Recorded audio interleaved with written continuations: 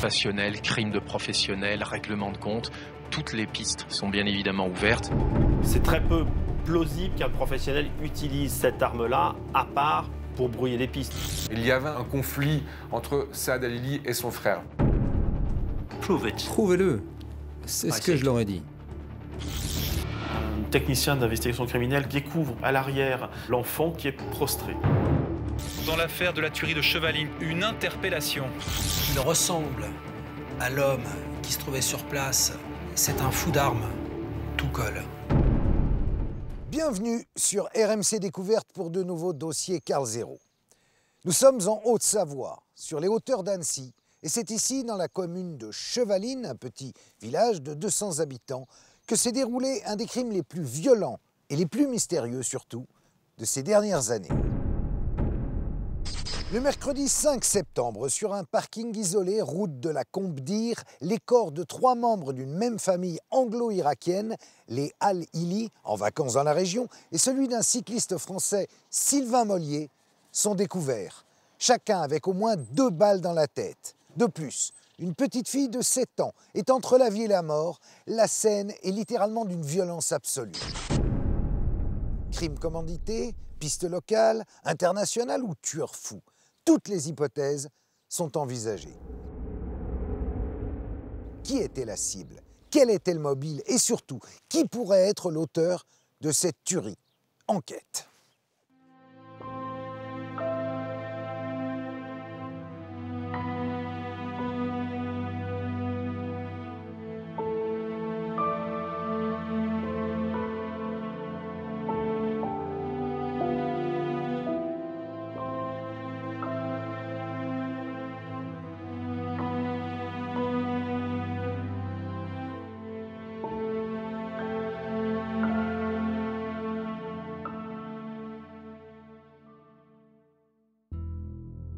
« 5 septembre 2012, bord du lac d'Annecy. Cet après-midi-là, William Brett Martin, un Anglais qui réside dans la région, se balade à vélo.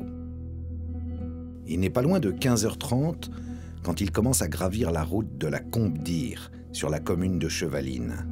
Un autre cycliste le dépasse. Quelques minutes plus tard, il atteint le parking du Martinet et là, sous ses yeux, une petite fille chancelante qui s'effondre. Juste derrière elle, une voiture break dont le moteur tourne à plein régime. Il voit cette voiture avec les roues qui patinent, il se rend compte que la voiture est juste dans la direction de l'enfant, que l'enfant est vraiment dans le champ du véhicule et qu'il y a un véritable risque que l'enfant se fasse écraser par ce véhicule dont le moteur est toujours tournant. Il comprend qu'il ne s'agit pas d'un accident de la circulation, il comprend vite qu'il s'agit sans doute d'un crime, puisqu'il s'aperçoit que les vitres de la voiture dont le train arrière est embourbé a les vitres criblées de balles. Les passagers de la voiture, à l'avant comme à l'arrière, sont décédés et il prendra une seule décision, c'est de couper le moteur de la voiture en coupant le contact. Et à ses pieds, près de la voiture, il y a le corps d'une 4e victime.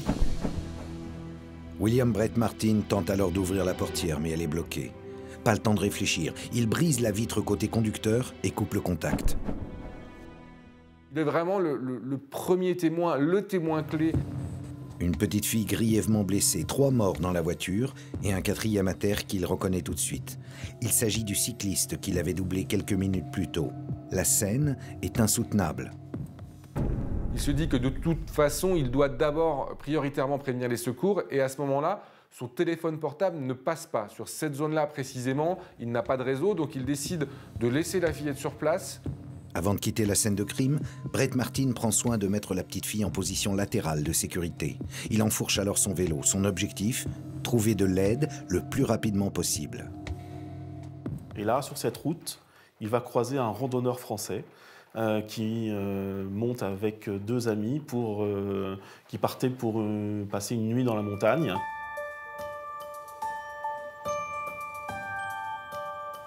On a essayé de le faire parler, il ne parlait pas très bien français et il nous a donc indiqué qu'il y avait au moins 4 morts, mais une petite fille en vie. On lui demande donc s'il a averti les secours et il nous fait comprendre que non. Donc je prends mon téléphone portable et j'ai appelé le 112. À 15h44, l'alerte est donnée. Sur la route, Martin, hébété et sous le choc. Le randonneur, lui, ne se doute pas une seconde du scénario qui s'est déroulé 100 mètres plus haut. Il sait juste qu'il y a des morts et que peut-être une petite fille est en danger. Il décide donc d'y retourner. Arrivé au parking, j'ai tout de suite vu donc une voiture garée, une personne allongée derrière la voiture, je voyais que ses jambes, et une petite fille allongée devant. Et puis j'ai tout de suite vu le conducteur donc, avec plusieurs impacts de balles dans la tête. Donc j'ai très rapidement compris que c'était évidemment pas un accident. Sur la scène du crime, dans la tête du randonneur, tout va très vite. Des morts par balle dans une voiture immatriculée en Angleterre et à ses côtés, cet homme, de nationalité anglaise, lui aussi. Le randonneur se croit pris au piège, la panique l'envahit. Brett Martin n'est plus dans mon champ de vision, il est un petit peu en arrière et j'ai eu tout de suite une énorme frayeur en me disant, bon, bah voilà, c'est lui et le prochain sur la liste, c'est moi. J'ai eu un réflexe d'autodéfense et je me suis retourné en essayant de désarmer, en me disant peut-être qu'il est armé, et j'ai essayé de lui mettre un coup de poing. Je l'ai raté de très peu, je l'ai un peu effleuré et je lui ai fait en fait très peur et on s'est fait très peur tous les deux, quoi. La petite fille est allongée à quelques centimètres d'eux, il voudrait lui porter secours, mais il n'ose pas s'approcher. À cet instant, ils n'ont qu'une seule crainte, être la cible d'un tueur embusqué derrière la voiture. Du coup, on reste pendant 5-6 minutes là-haut. La petite fille ne bouge plus du tout, alors qu'elle a bougé lorsque nous sommes arrivés. Je tape dans mes mains, je l'appelle en français, en anglais, et elle ne réagit pas. Pour moi, elle est décédée lorsque nous sommes arrivés, en fait. Les minutes passent, et les secours ne sont toujours pas là. Ils décident de quitter les lieux pour rappeler les pompiers. Cette fois-ci, le ton est radicalement différent.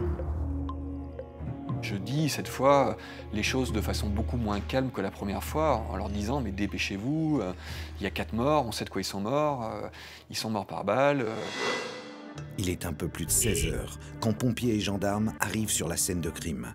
Ils dressent immédiatement un périmètre de sécurité. La scène de crime est gelée, sont mis à l'abri d'emblée les 2 principaux témoins, à savoir le randonneur français et ce cycliste britannique William Brett Martin. En même temps, un hélicoptère de la gendarmerie a survolé le massif des Bauges et a récupéré dans la région tous les randonneurs qui pouvaient se trouver à proximité pour les faire redescendre, pour savoir s'ils avaient vu ou entendu quelque chose.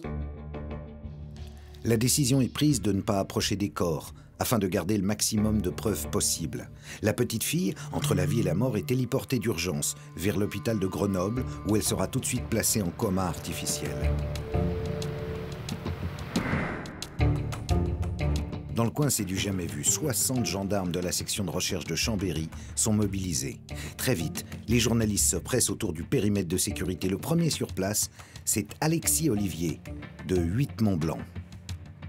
Tout s'est passé très vite, tout le monde était complètement dépassé par les événements. Lorsqu'il y a eu le point presse quelques minutes après, on a vu le colonel de gendarmerie, le colonel François, qui était au bord de l'arme, parce que lui, il a vu évidemment la scène de crime. Le procureur en maillot qui aussi est arrivé. On était tous stupéfaits par ce qui était en train de se passer. On ne s'attendait pas du tout à quelque chose d'aussi grave. À 18h30, le colonel François et le procureur de la République d'Annecy s'expriment pour la première fois devant les médias. On a sur site la découverte de 4 corps, 2 personnes de sexe masculin, 2 personnes de sexe féminin, dans un véhicule break BMW immatriculé en Grande-Bretagne. L'un des hommes est un cycliste, en tenue de cycliste, il y a le vélo à proximité. Le deuxième homme est au volant de son véhicule et les 2 femmes sont à l'arrière du véhicule. On ne peut pas approcher des corps, mais a priori victimes de tirs par arme à feu. Il y a un grand nombre de douilles sur la scène de crime. On attend les spécialistes de Paris. L'hélicoptère fait un premier survol. Voilà le premier jet, mais on n'a pas de piste particulière pour le moment. Les gendarmes de Chambéry attendent en effet l'arrivée d'experts scientifiques de l'IRCGN, l'Institut de recherche criminelle de la Gendarmerie nationale. Ce sont les seuls à utiliser le pharo, un laser permettant de reproduire une scène de crime en 3 dimensions. Un outil précieux pour les enquêteurs. Seule obligation, garder cette même scène de crime intacte. C'est pour ça que l'existence de cette vitre, de la vitre de la voiture qui est percée de balles, c'était très important de la garder comme ça et de ne pas entrer dans la voiture par cette vitre parce qu'on a les entrées des balles, ensuite on a les impacts des balles dans les corps et on va tirer des traits et savoir où était positionné le tireur. À partir de là, et des douilles retrouvées sur place, on saura quelle balle a été tirée la première et comment ça s'est passé. De quelle façon procéder face à une scène de crime aussi hors norme? J'ai rendez-vous avec Éric Maillot, le procureur en charge de l'enquête. Comment est-ce qu'on a identifié les victimes?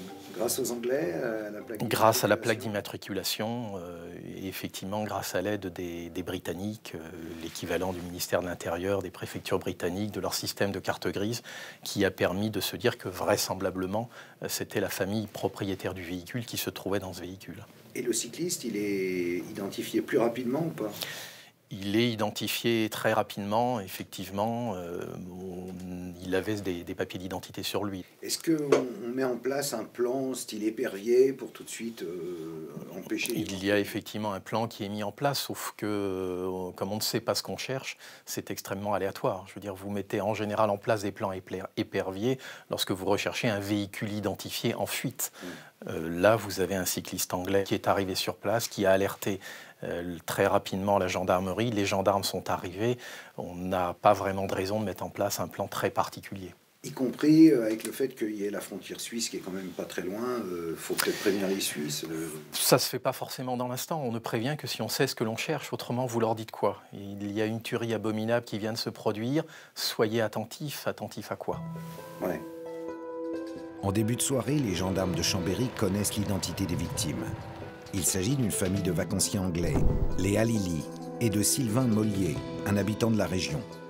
Pendant ce temps-là, le randonneur et William Brett Martin, les deux témoins de la scène de crime, sont auditionnés. Qui sont ces hommes? Et surtout, pourraient-ils être plus que de simples témoins? Pour les gendarmes, toute personne en contact avec la scène de crime est un potentiel suspect. Dans les médias, évidemment, la nouvelle de la tuerie tourne désormais en boucle. Un vacancier, inquiet de ne pas voir rentrer ses voisins de camping, contacte alors les gendarmes et va leur révéler un détail capital. Cette personne est entendue et lorsqu'elle entend à la radio qu'on a sauvé une petite fille, indique aux enquêteurs, mais il y avait 2 fillettes. Et c'est à ce moment-là que l'on se met à la recherche de la seconde fillette.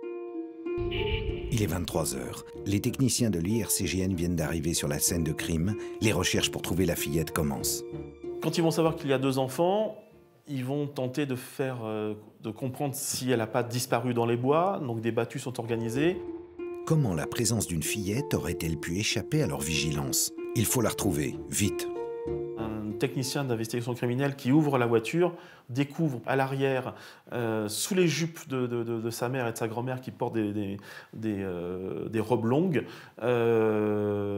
l'enfant qui est prostré. Sur place, c'est la stupéfaction.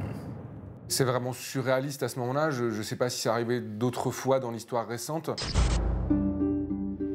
Incroyable, une petite fille est donc restée plus de 8 heures tétanisée sous le corps de sa mère et personne n'a rien vu.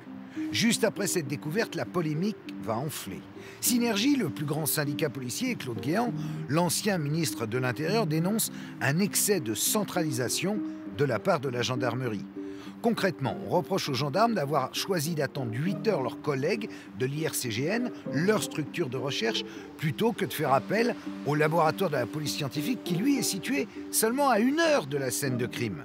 Alors évidemment, ça fait tâche quand on connaît la suite de l'histoire.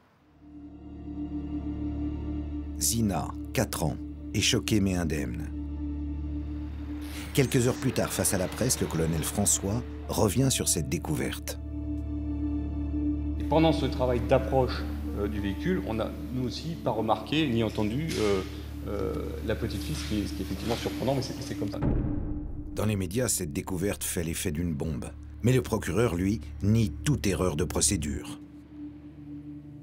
Dans le véhicule, vous avez un siège enfant.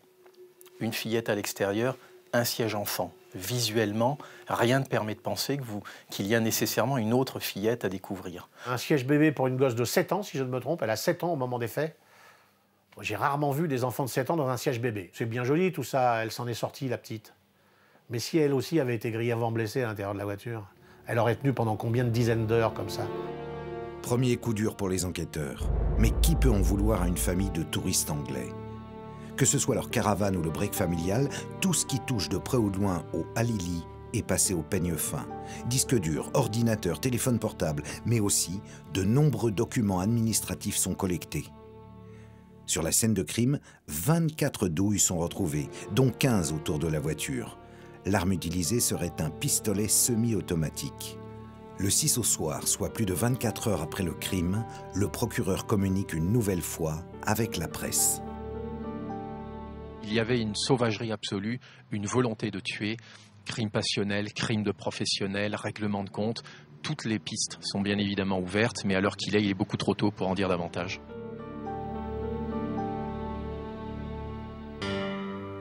Dans la matinée du 7 septembre, 2 informations judiciaires sont ouvertes, l'une pour assassinat, l'autre pour tentative d'assassinat. Les gendarmes sont à la recherche d'un 4x4 vert et d'une moto aperçue à proximité de la scène de crime. Le procureur officialise aussi l'identité de la famille. Ce sont donc les Halili, des Anglais d'origine irakienne. Quant à Sylvain Mollier, la 4e victime, il serait juste une victime collatérale. La première question que se posent les gendarmes, c'est celle du mobile. Qui aurait pu avoir intérêt à éradiquer toute cette famille britannique? Le mari Saad occupe un poste dans le domaine des satellites et de l'aérospatial. Des éléments qui évidemment vont intriguer tout de suite les enquêteurs et les journalistes. 3 personnes assassinées dans une même famille. Un acharnement hors norme sur une fillette de 7 ans. Un métier qui soulève des interrogations. Et enfin, une double nationalité qui interpelle. Pour le procureur, la clé du mystère serait en Angleterre. Pour en savoir plus, direction Claygate, dans la banlieue de Londres. C'est ici, au 26 Oaken Lane, que vivaient Saad Halili, 50 ans, et sa femme Iqbal, 47 ans, avec leurs 2 filles, Zeinab, 7 ans, et Zina, 4 ans. Saad est ingénieur dans une entreprise spécialisée dans les microsatellites, la SSTL. Quant à Iqbal, elle est depuis peu assistante dans un cabinet dentaire. Vous savez, il travaillait dur. Son objectif était d'assurer le futur de ses filles. Il aimait ses enfants, sa femme, et son travail lui plaisait. Dès le lendemain du meurtre, les premiers journalistes sont sur place. C'est d'ailleurs eux qui apprennent la nouvelle à certains proches, comme Julian Stedman, le comptable de Saad. Vers 10h30, on a toqué à ma porte. C'était la presse française. Ils m'ont appris ce qui était arrivé. Je n'arrivais pas à le croire. Quand j'ai réalisé que Saad avait été assassiné, j'ai appelé un ami à Claygate. J'ai pris ma voiture et je suis allé lui rendre visite, mais celui-ci n'était pas là. Je me suis donc arrêté devant la maison de Saad et j'ai vu tous les journalistes devant. C'était un peu surréaliste. Claygate est un petit village. Il devait y avoir, disons, 40 journalistes, des antennes paraboliques, des hélicoptères. Ça ne semblait pas réel. Qui pourrait en vouloir à cette famille, à première vue si tranquille? Très vite, l'enquête de voisinage fait émerger une première piste. Ces derniers temps, il y avait un souci d'héritage et un conflit qui n'était même plus latent puisqu'il avait éclaté au grand jour et que le voisinage en était informé entre Saad Halili et son frère. Et ça, c'est quelque chose qui émerge très rapidement, qui fait relativement l'unanimité dans le voisinage. Mais même si le pays d'origine, l'Irak, où le métier de Saad sont des pistes très sérieuses pour les enquêteurs, celle de l'héritage et du conflit avec Zaïd, le frère, devient donc prioritaire. S'intéresser à la famille, aux proches, au premier cercle, c'est la règle de base. Voilà, 80% des crimes sont commis par des gens qui vous sont proches, qui vous connaissent ou qui ont un conflit avec vous. D'ailleurs, serait-ce parce qu'ils sont suspectés que dès le lendemain du crime, Zaïd se présente de lui-même au commissariat de Guildford? Il va se présenter à un poste de police britannique en jurant ses grands dieux qu'il n'y est pour rien, qu'il n'a aucun lien avec cette affaire. Et il en voudra pour preuve que le 5 septembre, il avait pris un jour de congé et qu'il avait passé des vacances sur la côte britannique avec des amis, qu'il avait déjeuné. Donc d'emblée, il se met hors jeu, hors course dans l'enquête criminelle. Le 8 septembre, au 26 Oaken Lane, les perquisitions débutent. On a des policiers anglais donc, qui vont arriver en grand nombre. On voit ces camions qui débarquent, donc l'équivalent de nos services d'investigation criminelle en France ou en tout cas techniques, qui vont eux aussi aller rechercher des indices, voir s'il y a éventuellement des traces de sang dans la maison, et puis surtout essayer autant que possible d'aller chercher dans cette maison d'éventuels indices de qui pourrait être à l'origine de ce crime. 4 enquêteurs français sont présents pendant les fouilles. Là aussi, ordinateurs et disques durs sont saisis. Plus de 12 téras de données informatiques devront être analysées. La perquisition donc à Claygate, chez les victimes, là il semble que la police anglaise ait fait ça d'une façon assez musclée. On parle de planchers défoncés, de coffres-forts éventrés. Bon, les planchers défoncés, oui, les coffres-forts éventrés, je ne suis pas sûr, on les a ouverts tout simplement, mais de fait, on a effectivement démonté, entre guillemets, la maison. On a découvert d'ailleurs un certain nombre de caches qui contenaient de l'argent, des bijoux. Donc ça n'était pas inintéressant. On a découvert d'autres supports informatiques, mais oui, il y a eu une recherche extrêmement approfondie. On a cherché partout où l'on pouvait de quoi essayer de comprendre les raisons de cette tuerie. Et dans l'ensemble de ces ordinateurs qu'on a trouvés à la fois dans sa caravane ou chez lui, de ses disques durs, de tout ça, ils ont, j'imagine, été épluchés. Qu'est-ce qu'on a découvert dedans ? Essentiellement des documents relatifs au patrimoine du père et à la querelle financière entre les deux frères. Pendant ces perquisitions, les enquêteurs découvrent que les Halili auraient des biens en Irak, en France, en Espagne et en Grande-Bretagne. Mais un élément va tout particulièrement retenir leur attention, l'existence d'un compte en Suisse au nom du père de Saad Halili, Kadem. Le conflit sur l'héritage entre Saad et Zaïd est désormais la piste numéro 1. À ce moment-là de l'enquête, pour le procureur français, la piste est forcément à Londres. Et les enquêteurs se penchent de plus en plus sur le profil de ce mystérieux Zaïd, le frère. Celui-ci est d'ailleurs entendu pendant 3 jours consécutifs, entre le 7 et le 10 septembre, par la police anglaise en tant que témoin. Alors qui est Zaïd? Et surtout pourquoi, très vite, l'attention s'est-elle focalisée sur lui? À 53 ans, Zaïd Halili exerce la profession de comptable dans un club de golf de la région de Londres. Considéré comme un vieux célibataire, il vit seul dans un appartement de Chessington, à quelques kilomètres de Claygate. Zaïd porte toujours un costume cravate.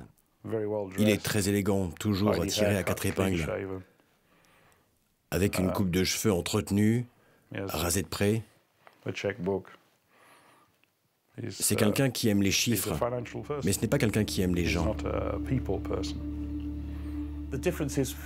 Les différences entre Saad et Zaïd, eh bien j'ai toujours connu Saad comme quelqu'un de joyeux, de blagueur, qui aimait bien rigoler, toujours en train de taquiner les autres. Mais Zaïd, lui, jamais. Il n'a jamais eu ce genre d'humour. Il est toujours plus sérieux, terre à terre, l'archétype même du businessman. Pour comprendre la relation entre Saad et Zaïd, il faut remonter au début des années 80, en Irak. Comme beaucoup de leurs compatriotes, Kadem et Fashia, leurs parents, fuient le régime de Saddam Hussein. Kadem, le père, y possédait 2 usines, l'une dans le papier et l'autre dans l'agroalimentaire. Ils emménagent tous les 4 à Claygate, en Angleterre, où les enfants poursuivent leurs études. Ce sera l'économie pour Zaïd, qui, comme le veut la tradition chiite, aura la tâche de gérer le patrimoine familial, et l'ingénierie pour Saad, le cadet. On a l'impression de familles un petit peu déracinées. Voilà, on sait ce qu'était l'Irak à cette période-là, donc une dictature particulièrement dure et ce pays mis en coupe réglée par Saddam Hussein. Et donc on sait aussi le sort qui était réservé à ses opposants. Et donc on comprend que ces gens qui ont tout laissé dans leur pays d'origine se soient recréés une sorte de cocon familial à l'étranger. Donc on a le sentiment d'une famille qui vivait plutôt dans une relative et bonne harmonie à ce moment-là, avec des moyens financiers plutôt aisés, donc une famille, je veux dire, au-dessus de tout soupçon. Saad et Zaïd vivent donc avec leurs parents, dans la maison de Claygate jusqu'au décès de leur mère en 2003. Kadem, le père, décide alors d'emménager en Espagne, laissant la maison à ses 2 fils. C'est aussi cette même année que Saad, 41 ans, épouse Iqbal. Mais au fil des ans, la cohabitation entre lui et Zaïd va se compliquer.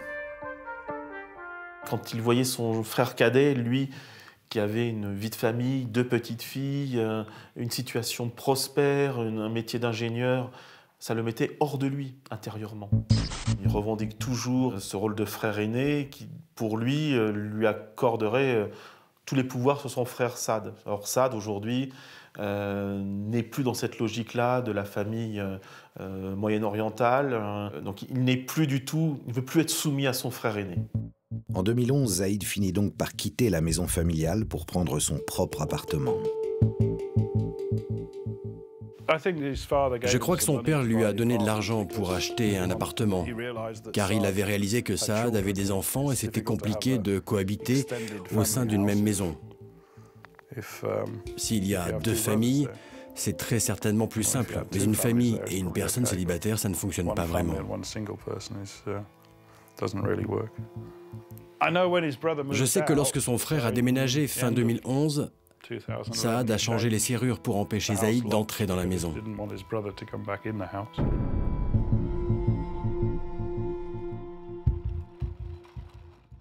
Le problème, c'est que cette même année, en août 2011, Kadim, le patriarche, meurt. Et une fois le chef de famille disparu, entre les 2 frères, le moins que l'on puisse dire, c'est que la situation se dégrade de façon drastique. En jeu, un héritage de plusieurs millions d'euros. Chacun, évidemment, revendique sa part du gâteau, mais le problème, c'est qu'ils ne sont absolument pas d'accord sur ce partage des biens. Et c'est le début d'une guerre, vous allez voir, sans merci.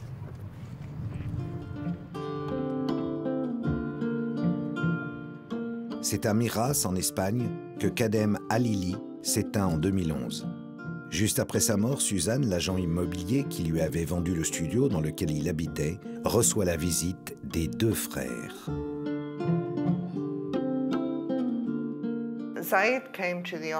Zaïd est venu au bureau pour aborder la possibilité de vendre ou louer l'appartement. Saad est aussi venu de son côté. Je leur ai donné la même estimation afin qu'ils puissent chacun comparer le montant qu'ils pouvaient escompter. J'ai demandé si l'appartement pouvait être mis sur le marché et ils m'ont répondu que non, pas dans l'immédiat. Ils avaient besoin de régler le testament. Si ce testament n'est toujours pas validé, c'est qu'1 an auparavant, Saad a découvert que Zaïd, son aîné, celui aussi qui gère les biens de la famille, a tenté de falsifier le testament de leur père. On a découvert 2 testaments dont le résultat était carrément différent, puisque l'un des testaments aboutissait à ce que Zaïd héritât de l'ensemble du patrimoine paternel, l'autre testament simplement de la moitié, l'autre moitié revenant à Saad. Zaïd Halili avait falsifié ce document pour s'accaparer, lui, en son nom propre, tous les biens de son père et pour déshériter, en fait, son frère Saad.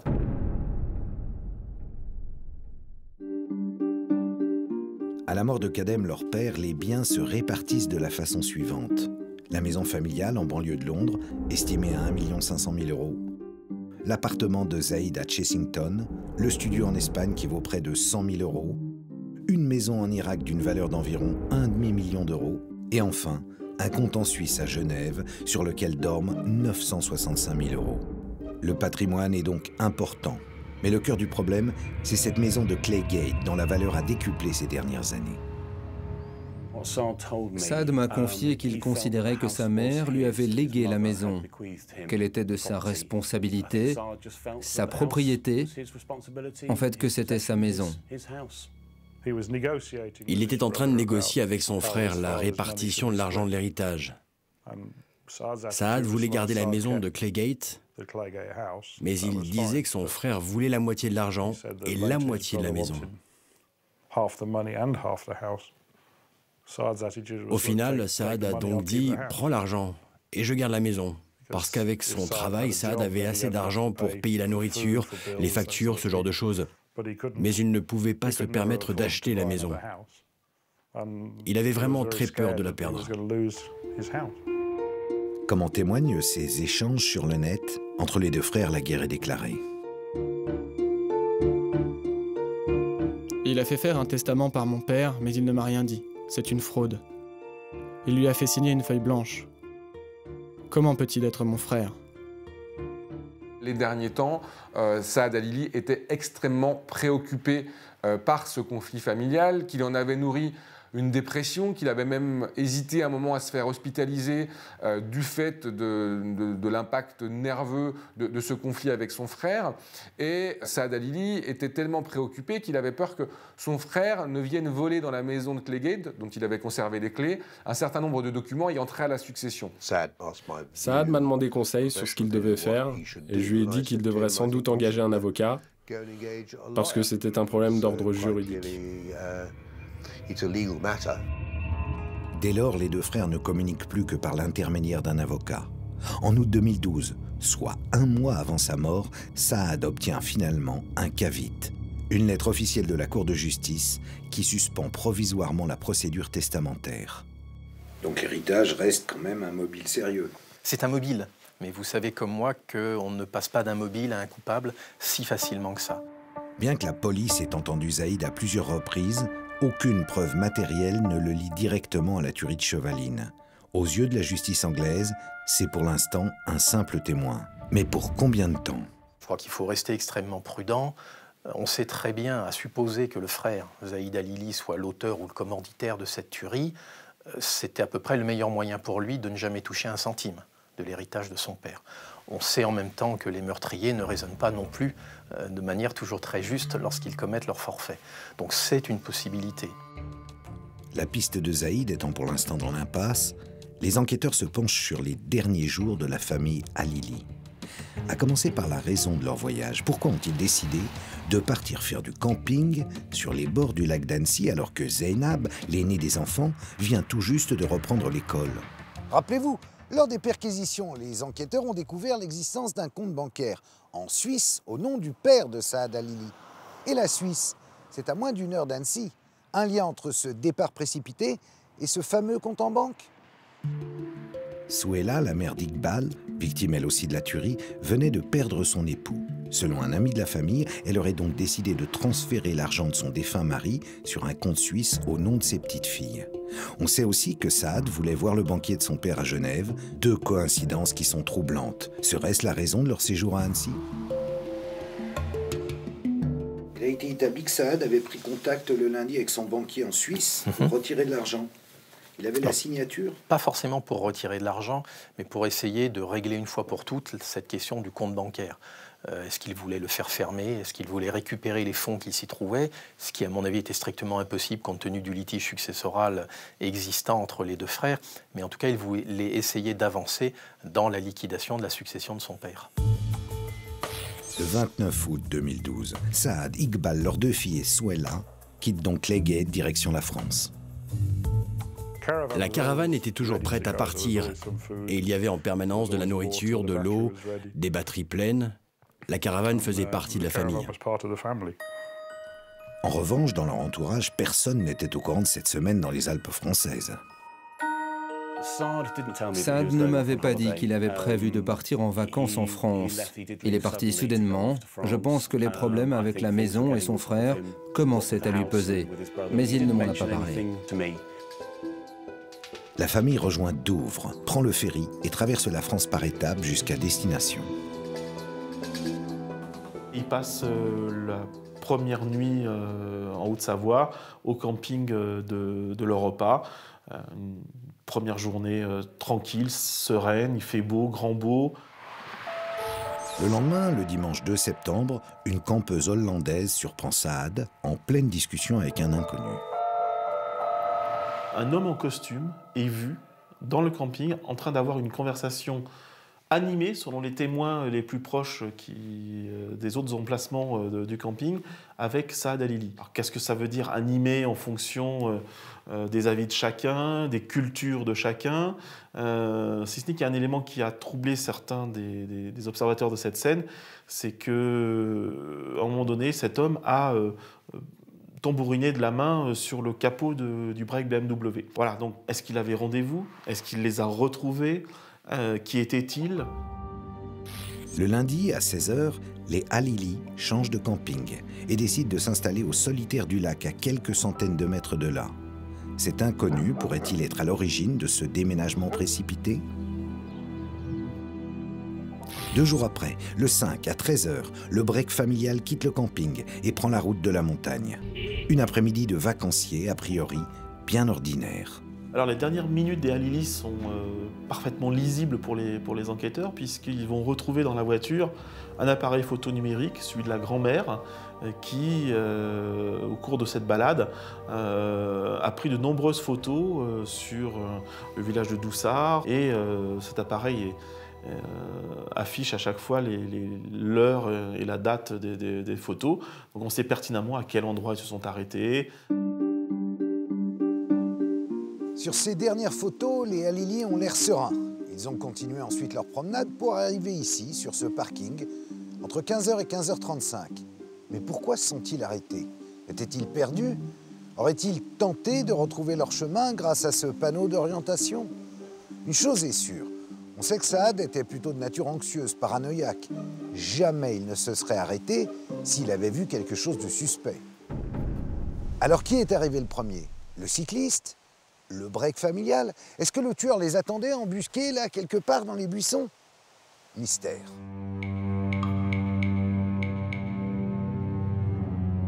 À l'évidence, ce tueur était ou embusqué, comme l'ont soupçonné à un moment donné les gendarmes, dans le ruisseau, derrière les rochers peut-être, en face du parking.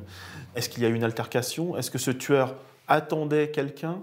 Est-ce qu'il a été surpris par la famille Halili ou par Sylvain Mollier? Les gendarmes ont tenté de reconstituer le scénario de la tuerie. On sait qu'elle va se dérouler en 3 étapes. Dans un premier temps, Saad et sa fille aînée, Zénab, sortent de la voiture. La petite fille voyageait sur les genoux de son père qui conduisait. Des coups de feu éclatent. Saad Halili prend peur. Il remonte dans sa voiture. Sa petite fille n'arrive pas à le suivre. Peut-être qu'elle-même ne comprend pas ce qui se passe. Peut-être qu'elle ne comprend pas. Donc elle reste sur le parking. Le cycliste est touché par une première salve de balles. Son vélo tombe à terre, de l'autre côté de la route, en face du parking. Sa bicyclette est couchée sur le côté. Il y a 2 douilles à côté de sa bicyclette. Donc il s'est vraisemblablement enfui. Où il est allé vers le parking. Il reçoit 2 balles dans le dos. Ensuite, son corps est retourné, ou alors lui se retourne agonisant, et il reçoit 2 autres balles. Une dans le cœur, une sous la pommette gauche. Après avoir achevé le cycliste, le tueur tire en direction de la petite fille de 7 ans. Il la touche à l'épaule gauche. Pendant ce temps-là, son père tente de s'enfuir. Il fait une marche arrière rapide, désespérée, tellement rapide qu'il fait un arc de cercle, et qu'au moment de faire cet arc de cercle, il est vraisemblable qu'il fauche ou qu'il roule sur le corps de Sylvain Mollier, qui est déjà sans doute à terre, et il traîne le corps de ce cycliste jusqu'à lui écraser malheureusement la cage thoracique. La voiture va ensuite taper dans un talus et s'embourber dans ce talus. C'est pour ça qu'en plus des 4 blessures qu'il a la clavicule gauche arrachée. Tous les muscles, tous les tendons de la clavicule gauche sont arrachés. Il a des côtes cassées et il a l'intérieur du bras droit qui est complètement abrasé, complètement brûlé parce que la voiture l'a traîné en passant. Donc il est bien mort avant le conducteur de la BMW. C'est le premier mort. Le corps de Sylvain Mollier est coincé sous l'avant du véhicule, dont les roues arrière, qui tournent à plein régime, sont en train de creuser un trou dans la terre. Saad n'arrive pas à redémarrer et la plus grande de ses 2 filles est toujours sur le parking, blessée. Le tireur a avancé vers les victimes pour les achever, achevant d'une balle dans la tête Saad Halili, les 2 passagers arrière, Iqbal et Souela, avant sans doute de s'en prendre à la petite fille, en tentant, elle, de l'achever à coups de crosse, parce qu'il semble qu'il n'avait plus de munitions au moment où il a voulu tuer la petite Zénab. Elle est blessée à l'épaule par balle, elle a le crâne fracassé à coups de crosse, elle a un gros hématome à la tête qui lui fera perdre la vue pendant quelques temps puisqu'il va bloquer le nerf optique. Elle est transportée immédiatement à l'hôpital de Grenoble où elle est prise en charge. C'est une petite fille qui est dans un état précaire quand elle arrive. La petite Zénab est le témoin capital de cette tuerie. Elle s'est retrouvée face à face avec le tueur. Alors, pour ne prendre aucun risque, les gendarmes la placent exceptionnellement sous la protection du GIGN pendant tout le temps de son hospitalisation. La petite fille a été soignée, elle commence à parler, qu'est-ce qu'elle raconte? Très peu de choses. Très peu de choses, en tout cas rien qui ne permette d'avancer dans cette enquête. Elle ne voit qu'une seule personne, mais qu'elle est incapable de décrire. Elle parle plus de bruit, de cris, elle entend son père crier, de fureur. Il est très vraisemblable, selon les médecins qui l'ont examiné, que son cerveau a enregistré davantage de choses. Mais pour l'instant, on n'arrive pas à lui faire dire ce qu'elle a pu voir, à supposer d'ailleurs que ça permette véritablement de faire avancer l'enquête, ce qui n'est pas sûr. La petite Zénab ne donnera qu'une seule information aux enquêteurs. Elle a vu un méchant. Il faut y aller très doucement parce que cette fille, elle est encore... c'est pas encore clair et filtré dans sa tête ce qui a pu se passer à ce moment-là. Donc très vite, on peut avoir aussi des témoignages faussés qui vont s'inscrire durablement finalement dans son discours. Donc il faut y procéder très doucement. Et souvent, ce qui est très important, c'est quand même de laisser un peu le temps, de ne pas forcer le mémoire de la personne, de l'enfant sur le moment même, mais de lui laisser le temps. La tuerie s'est déroulée dans un laps de temps très court. On estime qu'elle ne dure pas plus de 2 minutes. 2 minutes pendant lesquelles le tireur va faire preuve d'une précision chirurgicale. Il est précis parce qu'il n'y a aucune balle dans la carrosserie de la voiture. Toutes les balles sont tirées à travers les vitres de la voiture. Donc c'est quelqu'un qui prend le temps de s'approcher, comme on dit, de poser les tirs. Donc il n'a peur de rien. C'est une chose de tirer à distance sur quelqu'un. Les enquêteurs vous le diraient. Et notamment les profilers ou autres enquêteurs de ce type. Un tir d'achèvement, yeux dans les yeux avec sa victime, c'est autre chose.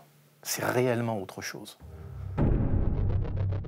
Dès les premières heures de l'enquête, les gendarmes collectent 24 douilles sur la scène du drame. Mais d'autres indices vont leur permettre de remonter jusqu'à l'arme du crime.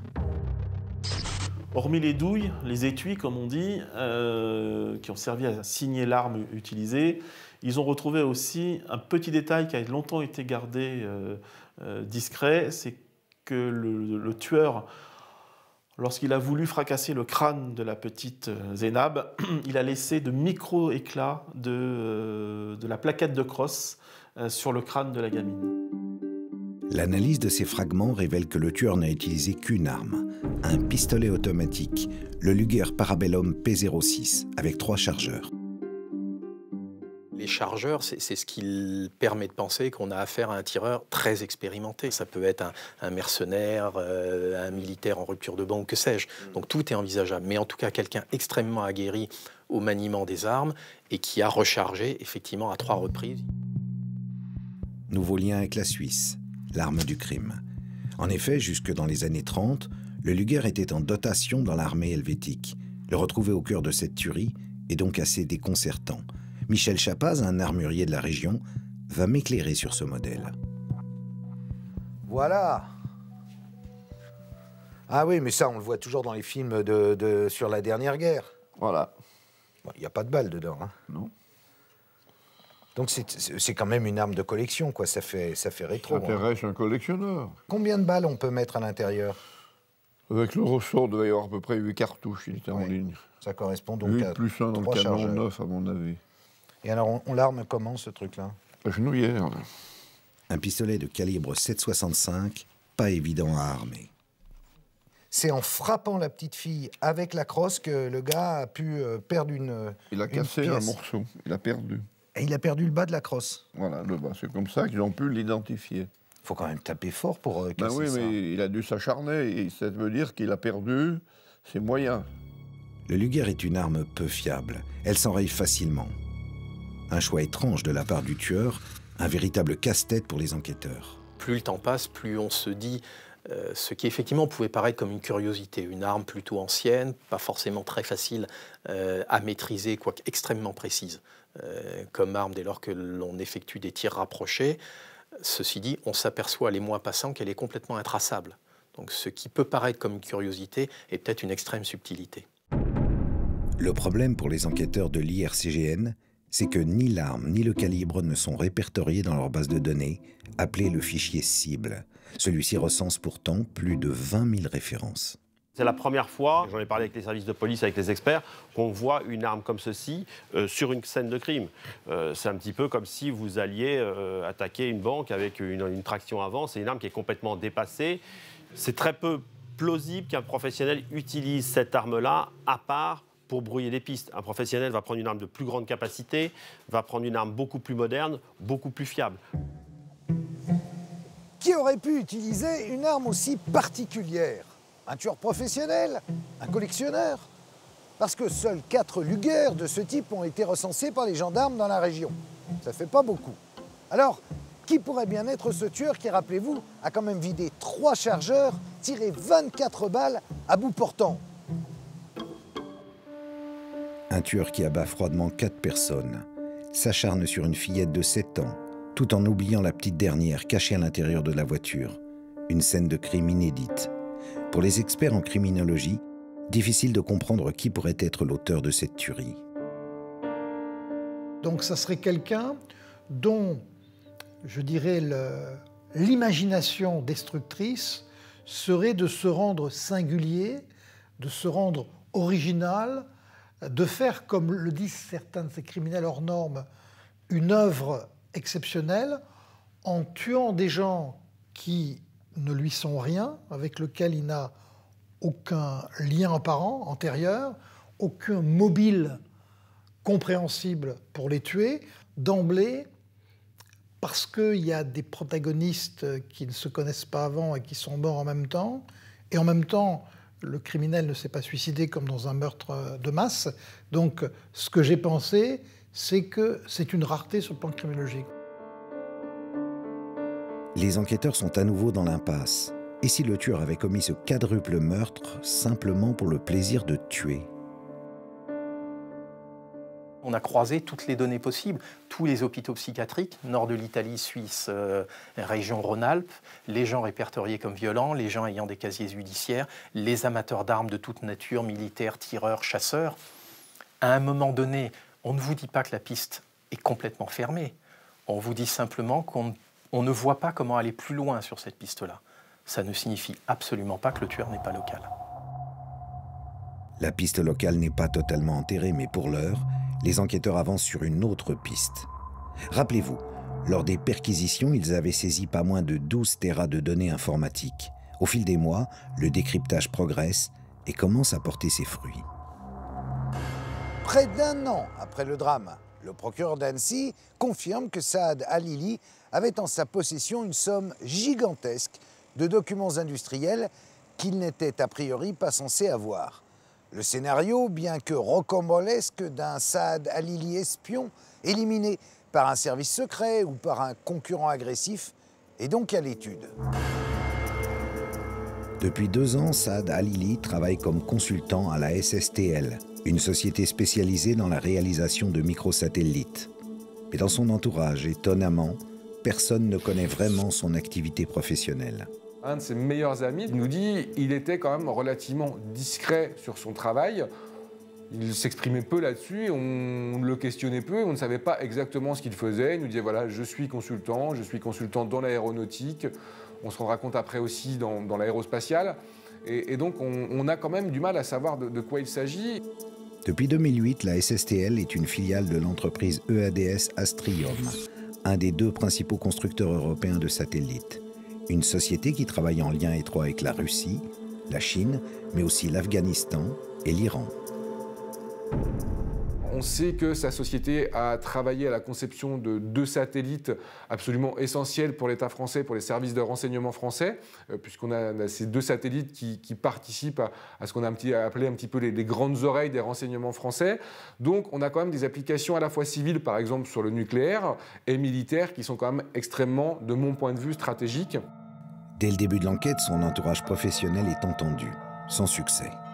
Pourtant, suite au décryptage des données informatiques en possession de Saad, la piste de l'espionnage semble de plus en plus crédible.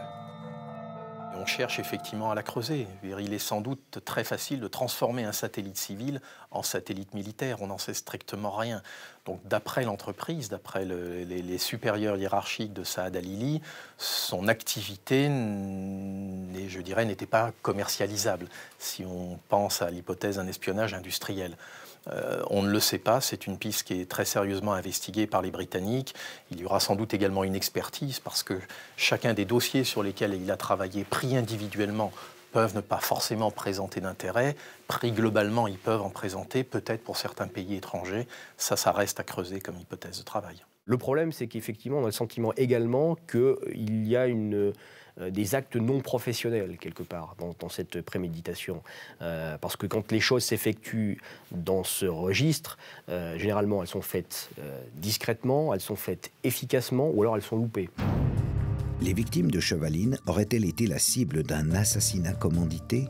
Cette piste est toujours à l'étude, d'autant qu'à Londres, les voisins de la famille Halili commencent à livrer des informations dignes des meilleurs romans d'espionnage. On a à ce moment-là plusieurs témoignages de riverains qui nous expliquent que quelques mois auparavant, Saad Halili et sa famille avaient été espionnés. On n'aura jamais le fin mot de cette histoire-là. On nous dit par les services secrets britanniques. On aurait tendance à penser que les services secrets britanniques sont quand même parmi les plus professionnels de la planète et que donc s'ils avaient espionné la famille, ils ne se seraient pas fait repérer aussi facilement. Aujourd'hui, effectivement, on se demande si cette piste de l'espionnage industriel n'est pas non plus l'une des clés de l'énigme de Chevaline. Évidemment, pour les proches, cette hypothèse est difficile à envisager.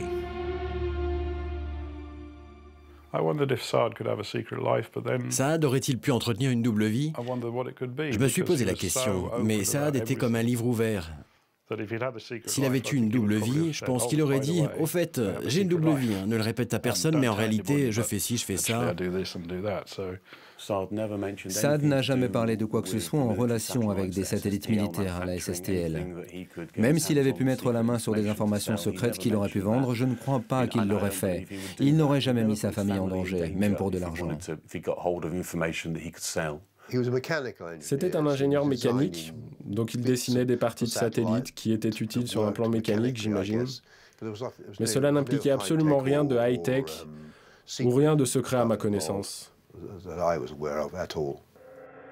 En novembre 2013, soit plus d'un an après le drame, les enquêteurs révèlent à la presse une information troublante. Les passeports britanniques du couple Halili restent introuvables. On a découvert le passeport suédois de la belle-mère, mais les passeports britanniques des époux Halili n'ont pas été découverts, alors qu'on a la certitude qu'ils en avaient besoin pour venir sur le sol français. Ils n'ont pas été retirés après leur mort par quelqu'un?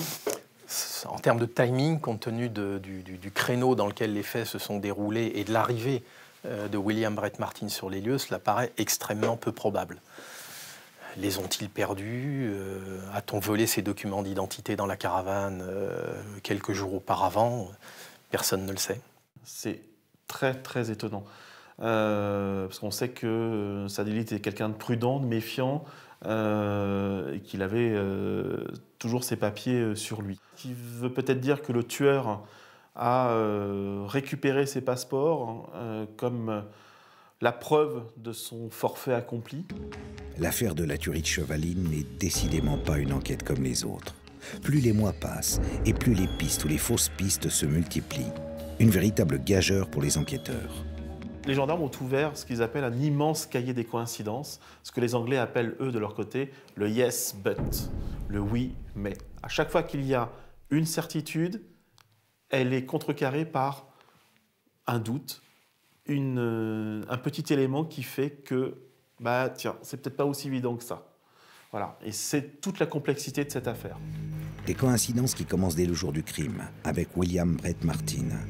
Rappelez-vous, quelques minutes avant de découvrir la scène de crime, il se fait dépasser par Sylvain Mollier, la 4e victime. De plus, il est anglais et devinez quoi? Il travaille dans l'aérospatiale. Alors, cible potentielle? Suspect?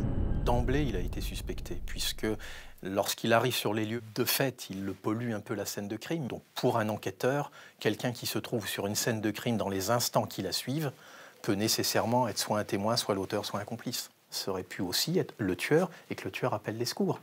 Tout est possible. C'est un ancien militaire, il a de beaux états de service, il a déjà entendu des coups de feu, là il dit qu'il n'a entendu aucun coup de feu. On a douté, je veux dire, lorsqu'il a affirmé aux enquêteurs n'avoir rien entendu, les enquêteurs ne le croyaient pas, il faut dire les choses très simplement. Il y a donc une expertise acoustique de réaliser qui démontrait qu'effectivement, là où il était, sans doute entre 200 et 300 mètres, il ne pouvait pas entendre.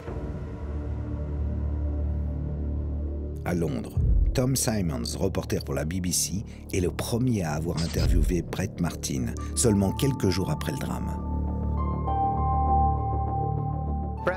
Le jour où j'ai rencontré Brett Martin devant sa maison, pour essayer de le convaincre de faire une interview. Il m'a dit qu'il avait été ramené en France avec un gilet pare-balles parce qu'on avait peur que quelqu'un n'essaie de lui tirer dessus. J'ai eu la sensation que les choses n'étaient pas tout à fait aussi claires. Était-il considéré comme témoin ou comme suspect? Il n'a bien sûr pas dit « je suis un suspect », mais il se peut que c'était le cas. Brett Martin, cible potentielle? Plus d'un an après la tuerie, un fait divers local intrigue la presse britannique. Le 10 novembre 2013, une gérante de camping est abattue d'un coup de fusil chez elle, à La Tuile, à 3 km de Chevaline. Et La Tuile, c'est aussi le village dans lequel William Brett Martin a sa résidence secondaire. En Angleterre, les journalistes s'emballent et font immédiatement lien avec l'affaire de Chevaline, mais pour le procureur, ce n'est cette fois encore qu'une fausse piste. Et si la cible du tueur n'était pas la famille Alili, mais le cycliste, Sylvain Mollier? Car rappelez-vous, le scénario le plus probable de la scène de crime, c'est que Sylvain Mollier a été le premier touché par les balles du tueur, un élément plus que troublant. Côté gendarmerie, une enquête est menée sur cet employé d'une filière d'Areva qui réside à Ugine, à quelques kilomètres de Chevaline. Un homme de 45 ans qui est déjà père de 2 adolescents et qui vient d'avoir un 3e enfant avec sa nouvelle compagne. L'occasion pour lui de poser un congé parental de 3 ans. Ce sont les seules informations qui circulent sur lui. Il n'y a pas de photos, pas de communication de la famille. Des éléments qui vont attiser très rapidement la curiosité légendaire des médias britanniques. Dès le 17 décembre 2012, soit 3 mois après le drame, le procureur annonce que la piste Mollier est fermée à 99,9%. On a épluché la vie de Sylvain Mollier. Il était soudeur, en congé parental. On ne trouve rien qui puisse expliquer qu'on lui en veuille à ce point. Une décision qui interroge une nouvelle fois la presse outre-Manche, mais aussi certains journalistes locaux, comme Johan Fabin de la Savoie. Il décide donc de mener l'enquête et les propos d'une ancienne compagne de Mollier l'interpellent. Elle m'a dit, il a ce côté charmant et charmeur qui fait qu'il a très bien pu trouver l'amour, mais il a aussi pu se créer certaines inimitiés. Voilà, donc elle m'a surtout sorti une phrase qui, moi, m'avait marqué à l'époque, surtout dans le contexte, c'était un jour, il lui a dit dans la rue, il faut que je fasse attention, sinon un jour, je vais prendre un coup de fusil. Donc j'étais déjà, moi, dans le bain de la scène de crime qui me paraissait troublante, et cette phrase-là, ajoutée à cette scène de crime, bon, ça faisait beaucoup. Certains se sont dit, mais peut-être avait-il eu des aventures féminines et cela pourrait expliquer qu'on ait voulu le tuer. Qu'on soit capable de tuer quelqu'un qui ait séduit votre petite amie, c'est une chose. Qu'on soit capable, alors que cette fois-ci, une famille britannique avec une petite fille notamment arriverait sur place, qu'on soit capable de tuer tout le monde et de fracasser en même temps le crâne d'une fillette de 7 ans pour de la simple jalousie, ça paraît très étonnant. Du côté de la famille, à Ugine, personne ne souhaite s'exprimer. C'est l'omerta. Alors difficile d'aller plus loin. Donc pour vous, c'est juste une victime collatérale de cette affaire? C'est l'hypothèse la plus vraisemblable. Donc cette piste-là, elle est abandonnée aujourd'hui? Un enquêteur ne vous dira jamais qu'une piste est abandonnée, mais les enquêteurs ont le sentiment d'avoir été chercher aussi loin qu'il était possible de faire et ne trouvent pas de connexion entre lui et cette tuerie.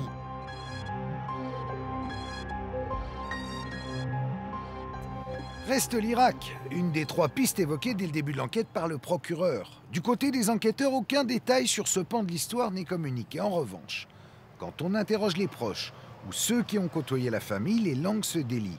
Depuis quelques années, Saad, cet anglo-irakien, devenu plus anglais que les Anglais, se serait radicalisé dans ses propos. Il pensait même repartir vivre en Irak. Conversation, querelle, papier d'identité ou document de travail, Saad Alili consignait toute sa vie en numérique, ce qui permet aux enquêteurs de découvrir que M. Alili était un homme politiquement engagé. Il avait des positions farouchement hostiles aux États-Unis. L'intervention américaine en Irak était pour lui un véritable drame. Il l'a condamné fortement et vertement. Une liberté de ton qui, pour certains, pourrait peut-être même être à l'origine du drame. Mon premier réflexe a été de me dire qu'il avait peut-être contrarié quelqu'un. Il avait pour habitude d'aller sur des sites internet sur l'Irak pour dénoncer la manière dont les Américains avaient détruit son pays d'origine. En 2003, après la chute de Saddam Hussein, Saad décide de retourner en Irak, seul. Il n'y a pas mis les pieds depuis 20 ans. Je crois qu'il a été très choqué quand il est retourné en Irak. Il n'avait pas réalisé à quel point il était britannique. Il y est retourné avec son éducation, une éducation anglaise. Et une fois en Irak, il a été traité comme un étranger. Son premier objectif, retrouver la maison familiale dans le quartier d'Adamia, au nord de Bagdad. Il avait découvert que la maison dans laquelle il avait grandi appartenait toujours à sa famille. Il avait retrouvé des papiers qui le prouvaient. Saad y est donc retourné pour réclamer la maison de Bagdad. Il m'a expliqué qu'elle était squattée. Il y avait des gens là-bas qui n'avaient rien à y faire. Et il s'est fait frapper. En 2012, peu de temps après la tuerie, Colin Freeman, un journaliste du Télégraphe, a rencontré un cousin de Saad, Hussein Halili, à Bagdad. Hussein était à ses côtés lors de ce voyage en 2003. On a appris qu'il était allé visiter la propriété à Adamia et il s'est battu avec les gens qui y vivaient. Là encore, on peut se demander si cela avait pu être à l'origine de ce qu'il s'est passé à Chevaline. Le cousin que nous avons rencontré à Bagdad nous a dit que lorsque Saad séjournait chez lui, il s'était rendu à Adamia pour y jeter un œil et qu'il était revenu avec le nez en sang et le visage tuméfié. Il a dit avoir été attaqué. Puis redébarquant en étant binational, irakien et anglais en même temps, je suppose que sur place, quand il était arrivé, il s'est fait conduire de manière très claire. On lui a très clairement dit que ça ne devait pas, à mon avis, lui revenir. Saad n'est donc clairement pas le bienvenu, mais malgré tout, il souhaite se réinstaller dans son pays. Il disait vouloir quitter le Surrey, où il avait passé la majeure partie de sa vie, pour s'installer en Irak. Il se renseignait pour emménager à Bagdad. Et le cousin chez lequel il séjournait lui a dit « Mais pourquoi voudrais-tu venir ici ? La plupart des Irakiens donneraient tout pour être comme toi, pour vivre dans le Surrey. » Mais alors, quel lien possible entre l'Irak et la tuerie? Les biens du patriarche Kadem? Les positions politiques de Saad? Pour l'instant, impossible d'aller plus loin. Des commissions rogatoires envoyées depuis le 5 octobre 2012 sont à ce jour lettres mortes. On sait que cette demande est arrivée en Irak, on ne sait pas où elle est et aucun magistrat irakien n'en a accusé réception. Et pour ce qui est d'envoyer des enquêteurs ou éventuellement le juge d'instruction en Irak, les conditions de violence qui règnent actuellement dans le pays ne permettent pas de le faire. Dans de bonnes conditions en tout cas. Au fil du temps, le dossier Chevaline s'épaissit, mais sans résultat concret. Pas moins de 80 commissions rogatoires internationales sont envoyées dans 23 pays différents. 4000 téléphones portables sont tracés et plus de 1000 personnes interrogées. Mais jusqu'ici, aucune avancée significative ne permet de déterminer un suspect. Après plus de 10 mois, le seul à être toujours dans le viseur des enquêteurs français, c'est Zaïd, le frère de Saad. Le 21 juin 2013, Zaïd Halili est convoqué pour une audition par le juge d'instruction à Annecy. Mais celui-ci ne se présente pas. Alors 3 jours plus tard en Angleterre, la réplique est aussi cinglante qu'immédiate. Le 24 juin 2013, à 7h30 du matin, Zaïd est arrêté à son domicile de Chessington et placé en garde à vue. Il est suspecté d'avoir participé à un complot en vue de commettre un meurtre. 10 mois après le début de l'enquête, le frère de Saad passe donc officiellement du statut de témoin à celui de suspect numéro 1. 24 juin 2013, commissariat de Guildford. C'est ici que Zaïd Halili est en garde à vue depuis plusieurs heures. Mais le moins qu'on puisse dire, c'est qu'il ne facilite pas la tâche des enquêteurs. Il est mutique, il est assisté par un avocat qui lui conseille de ne répondre à aucune question. Donc il ne répond à aucune question. Si Zaïd Halili vivait sur le territoire français, il aurait été placé en garde à vue dès le début de l'enquête, en septembre 2012. Mais pour les autorités britanniques, bien qu'il y ait un mobile, l'héritage, il n'y avait jusque-là pas assez de preuves matérielles sur sa possible implication dans la tuerie. Ce n'est qu'à partir du moment où les Britanniques ont considéré qu'au fur et à mesure de l'enquête, le frère avait un peu plus qu'un mobile, que le litige financier était sérieux entre les deux frères, qu'il y avait bien eu des menaces de mort entre les deux, qu'ils s'étaient battus tous les deux à diverses reprises, qu'à ce moment-là, ils l'ont considéré non plus comme un témoin, mais comme un suspect et que la perquisition chez lui a pu être faite. Des perquisitions à son domicile et sur son lieu de travail qui débutent dès la fin de sa garde à vue, le 25 juin à 20h. Donc évidemment, on peut se demander s'il n'en a pas profité de ce laps de temps. Bien évidemment que tout le monde, tout à fait, tout le monde se le demande, y compris les enquêteurs britanniques. Hein. Mais on fait avec la législation et les pratiques de ces législations de chacun des deux pays. Donc quel est le statut judiciaire aujourd'hui de Zaïd? Il est témoin numéro 1, suspect au sens britannique du terme, c'est un suspect. C'est un suspect, il y a des charges qui pèsent contre lui. Ceci dit, c'est un suspect qui, s'il était jugé aujourd'hui en Grande-Bretagne ou en France, serait acquitté en 3 minutes. Faute de preuves, Zaïd est donc relâché et mis sous contrôle judiciaire. En octobre 2013, il décide de sortir du silence et donne une interview exclusive à la BBC. C'est la seconde fois qu'il s'exprime depuis le drame. Il y revient sur son statut de suspect numéro 1.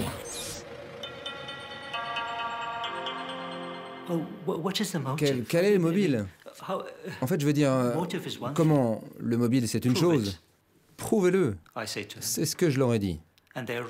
Et ils ont tort, parce qu'ils couvrent quelqu'un. Ils couvrent quelqu'un en France ou dans la région d'Annecy. Et ils le savent. Et c'est pour cette raison que j'ai proposé de passer un test polygraphique. Un détecteur de mensonges? Oui. Dans cette interview, il évoque aussi la relation qu'il entretenait avec son frère. Dans ses explications, parce que autant il ne parle pas beaucoup aux Anglais, autant à la presse anglaise, il parle beaucoup, ce garçon. Et il explique qu'il n'avait aucune animosité contre son frère, au sujet notamment de l'héritage. Donc il ment? Il ment.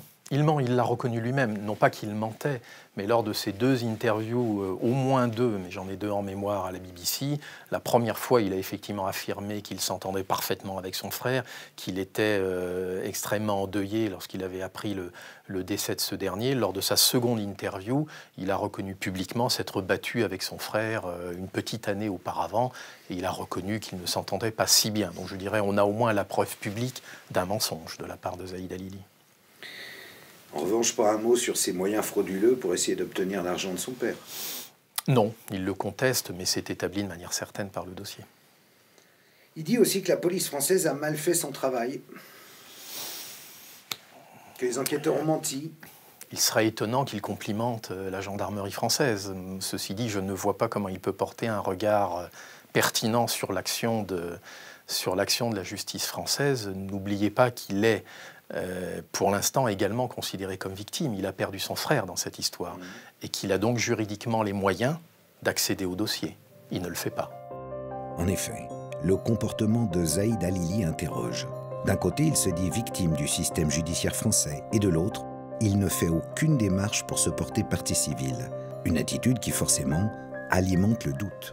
Le 4 novembre 2013, soit environ 10 jours après les attaques verbales de Zaïd Halili envers la France, et en particulier envers le procureur d'Annecy, celui-ci décide de rendre public le portrait robot d'un motard vu à proximité de la scène de crime.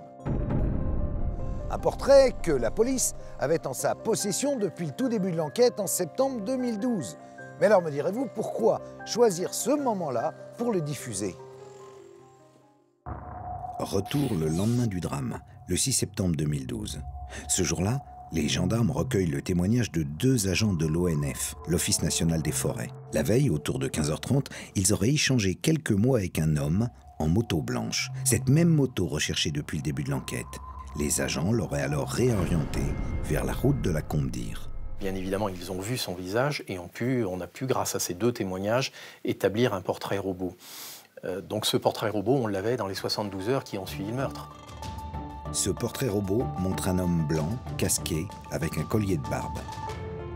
Et alors pourquoi on attend aussi longtemps pour le diffuser à la télé, ce portrait robot? Alors on a attendu parce que ce motard porte un casque particulier, le casque qui est ici, voilà, qui a été fabriqué à 8000 exemplaires, qui est un modulable, un casque qui s'ouvre et qui peut se transformer en intégrale fermée, voilà, qui a équipé l'armée française, qui a équipé la gendarmerie française. Et on a eu peur, en diffusant trop tôt ce portrait robot, que le propriétaire du casque s'en débarrasse. Le visage sous ce casque est parfaitement banal.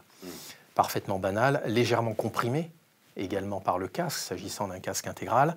Au bout d'un an, on n'a rien trouvé. On a interrogé des dizaines et des dizaines de propriétaires de ce type de casque. Ça ne menait strictement à rien. Donc à partir de ce moment-là, il n'était pas utile de conserver ce qui pouvait être une cartouche. Dans les semaines qui suivent la diffusion du portrait robot, les gendarmes reçoivent une centaine d'appels. Parmi eux, 40 seront pris au sérieux. Mais un seul va retenir leur attention. Et le 18 février 2014, après 3 mois d'enquête, coup de théâtre.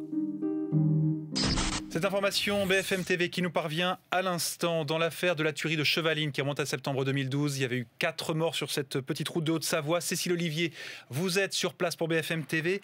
Une interpellation. Oui, une interpellation d'un homme qui était dans le collimateur des gendarmes depuis un certain temps déjà, depuis plusieurs semaines en fait. Cet homme, rapidement mis en garde à vue, c'est Éric Devoissou, 48 ans, ex-policier municipal de la ville de Menton. Père de 3 enfants et employé depuis peu comme agent de sécurité en Suisse, il semble au premier abord être un suspect idéal. Tout colle. Son téléphone borne, ça veut dire qu'il est pas très loin d'ici. Il ressemble à l'homme qui se trouvait sur place, dont on ne sait pas ce qu'il faisait par ici, ce fameux motard. C'est un fou d'armes et d'armes anciennes. C'est un passionné de lugère, de ce type d'arme particulier qui a été utilisé à Chevaline. Instantanément, la couverture médiatique est énorme. Que ce soit chez lui, à Talloires ou dans sa résidence secondaire, les gendarmes cherchent des preuves pouvant le lier à la tuerie. Les perquisitions s'enchaînent et très vite, ils mettent la main sur un véritable arsenal. Une quarantaine d'armes de guerre, armes d'épaule ou armes de poing, essentiellement en lien avec la Seconde Guerre mondiale, également des grenades, un obus, qui ont entraîné l'intervention des services de déminage de Lyon. En revanche, ni le casque GPA de couleur sombre, ni la moto blanche, et encore moins l'arme du crime ne sont retrouvés. Il y a bien un pistolet Luger, mais ça n'est pas le même modèle. 24 heures après, on ne se laisse même pas le temps complet de la garde à vue. Hein. Le procureur fait une conférence de presse pour nous dire c'est pas lui. Oui. C'est pas lui, mais on a un trafiquant d'armes. Il est à ce stade peu envisageable qu'il soit mis en examen dans le dossier de la tuerie de Chevaline. Il ne faudrait pas présenter comme un coupable quelqu'un contre lequel, à présent, et c'est pour ça que j'insiste lourdement, on n'a pas d'éléments à charge suffisants. Un ami de ce collectionneur est lui aussi arrêté, et une information judiciaire ouverte pour détention illégale et trafic d'armes. La garde à vue des 2 hommes est prolongée. Dernier élément qui le disculpe, son ADN. Il ne correspond pas aux 2 traces retrouvées sur la scène de crime. Après 48 heures de garde à vue, Éric Devoissou est mis hors de cause dans cette affaire. Une fois de plus, la couverture médiatique est forte et en quelques heures, cet homme est passé du statut de suspect idéal à celui de victime. Et tout ça à cause de sa trop grande ressemblance avec un portrait robot. Dominique, c'est le seul portrait robot qui est sorti? Non, Karl. C'est le seul qui est sorti, oui, mais il existe un autre portrait robot dans le dossier d'enquête. C'est celui d'un homme qui ne porte pas de casque, qui a un visage carré, puis une tête un peu de gangster, pas très bien rasé. Oui, mais alors du coup, pourquoi ils sortent pas le 2e portrait robot? Mystère, parce que pour l'instant, c'est pas le bon moment, parce que je ne sais pas. Est-ce que c'est pas une stratégie des enquêteurs pour dissimuler la véritable piste? Effectivement, on a l'impression qu'il y a une communication, une com qui est élaborée en fonction de l'enquête pour la faire avancer. Et depuis le début, ça se passe comme ça dans Chevaline. On était un peu plus sur les axes internationaux, l'affaire d'héritage en Angleterre, une affaire d'espionnage ou de quelque chose comme ça du côté de l'Irak, mais on n'a jamais oublié la piste locale. C'est vrai que la piste locale, elle existe, la preuve. On arrête un local qu'on soupçonne. Et la piste locale, elle existe parce que c'est peut-être cette hypothèse de Sylvain Mollier qu'on aurait voulu tuer et les Halili seraient des victimes collatérales et non pas le contraire. Des rebondissements qualifiés de fiasco, un portrait robot qui reste dans les arcanes de l'instruction, l'affaire de la tuerie de Chevaline n'a toujours pas d'issue. Pour les gendarmes, c'est un nouveau coup dur. On dirait surtout qu'ils sont bien ennuyés par cette histoire et qu'ils ont beaucoup de mal à la sortir. Il faut qu'ils la sortent. Il faut qu'ils la sortent parce que c'est indispensable pour la crédibilité des gendarmes. Déjà, c'était mal engagé puisque la police leur a reproché d'avoir laissé les corps pendant 8 heures dans la voiture. Donc dès le départ, la police a critiqué le travail des gendarmes. Il faut absolument que cette affaire sorte.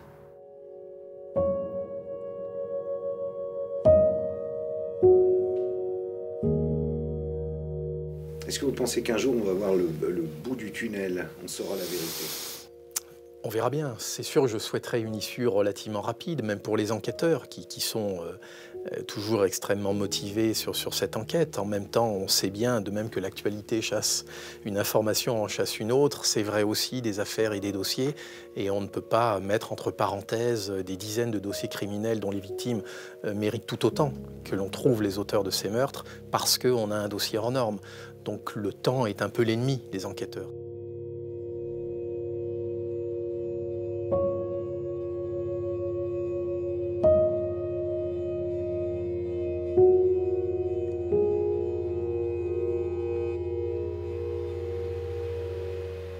Saura-t-on un jour qui est l'auteur de la tuerie de Chevaline? Aujourd'hui, l'enquête est toujours en cours et de nombreuses pistes restent ouvertes. Placées chez une de leurs tantes, Zeynab et Zina, les deux seuls témoins du drame ont repris le chemin de l'école. Les enquêteurs espèrent toujours que l'aînée des deux fillettes, Zeynab, qui a été face au tueur, sera un jour capable de raconter précisément ce qu'elle a vu ce 5 septembre 2012. À bientôt pour de nouveaux dossiers Carl Zero sur RMC Découverte.